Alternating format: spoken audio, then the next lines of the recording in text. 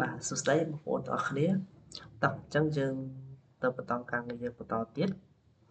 ជំហានបន្ទាប់គឺ admin ចង់ផ្លាស់ប្ដូរ label អញ្ចឹងនៅពេលដែលយើងចាក់បន្ទប់រួចមកគឺវាបង្ហាញយើង room 1 room 2 room 3ក៏ប៉ុន្តែយើងអត់ចង់បានអញ្ចឹងទេយើងចង់បាន label របស់វាឲ្យត្រូវទៅតាមប្រភេទបន្ទប់អញ្ចឹងដើម្បីផ្លាស់ប្ដូរទៀតយើងចូលទៅកាន់ពាក្យ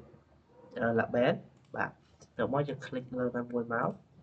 អូខេអញ្ចឹងទៅមកវានឹងមានពាក្យ shape អូខេយើងចុចពាក្យ change ហ្នឹងមកបាទយើងលុបរូប7យើងចង់កែដាក់អីគេឥឡូវមានចង់ដាក់រូប bedroom អញ្ចឹងយើងដាក់ bedroom 1បាទកន្លែងនេះគឺយើងដាក់bedroom 2កន្លែងនេះគឺបន្ទប់ទឹកអញ្ចឹងបន្ទប់ទឹកគឺយើងដាក់ថា WC1 បាទកន្លែងនេះគឺយើងដាក់ WC2 បន្ទប់នេះគឺជាបន្ទប់ meeting room អញ្ចឹងយើងដាក់ថា meeting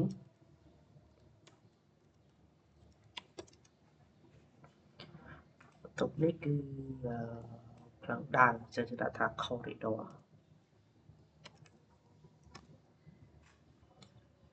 នេះបន្ទប់ទី3យើងដាក់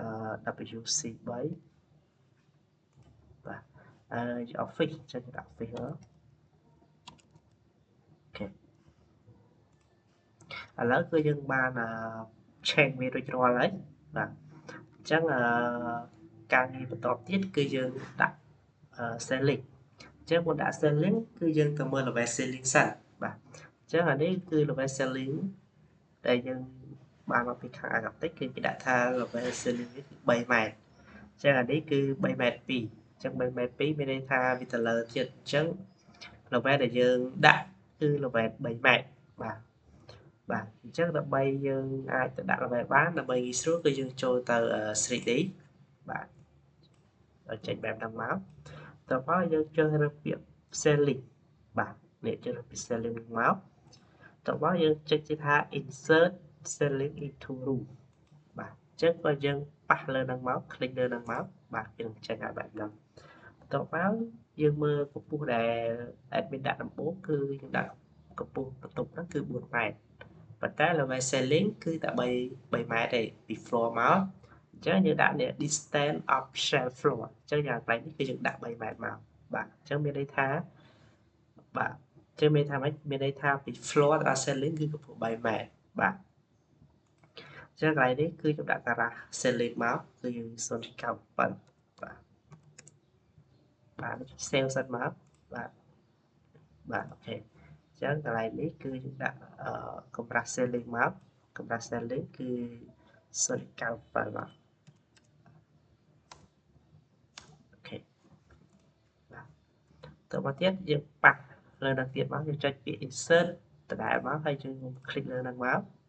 គឺកន្លែងនេះគឺ3ម៉ែត្របាទ0.97បាទមក insert គ្រប់បន្ទប់មកបាទអូខេ3ម៉ែត្រ0.97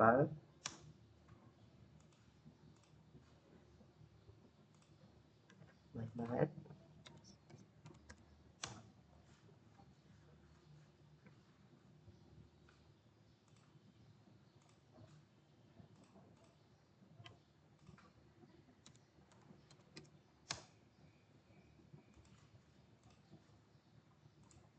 បាទអញ្ចឹងយើងចាក់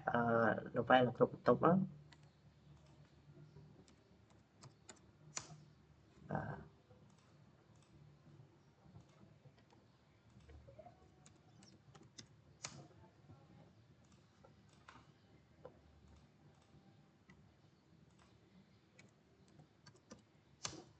បាទអូខេអញ្ចឹងឥឡូវគឺយើងបានដាក់ level រួចរាល់ហើយបាទយើងដាក់ level setting រួចរាល់ហើយតទៅមកគឺយើងចូល 2D មកបាទយើងដាក់រួចរាល់ហើយអញ្ចឹង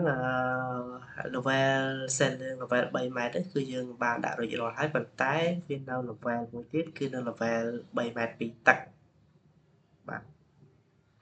អញ្ចឹងវីដេអូនេះខ្ញុំសូមបញ្ចប់ទៅត្រឹមហ្នឹងសិនបាទអញ្ចឹងយើងនឹងបន្ត